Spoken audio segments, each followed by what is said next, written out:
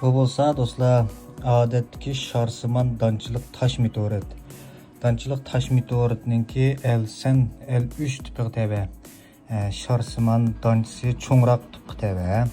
Odatda sharsimon donchilik tash meteoritlar bizga ko'proq uchraydi, lekin odatdagi sharsimon donchilari intayin kichik bo'ladi. Mavo donchisi qarsanglar teshig'i tepib ketgan.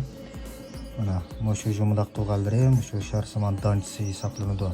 Yanadiki sirtqi tashqi postlar qavitiga ko'proq diqqat qilinglar. Jiq do'stlarimiz, mana shuning rengi o'xshab qolgan tashlarga jiq azg'ishib ketadi.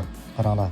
Mavo chiqilmagan yeri, mavo.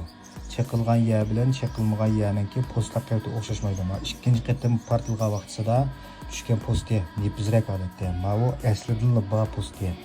Demak, meteorit osmonda uchib kelayotgan vaqtida shu yer chiqilib ketsa, buniki havoni besimi bardashlik bermay, mana bu yerlik tutgan mavo ikkinchi qatim tushgan posti.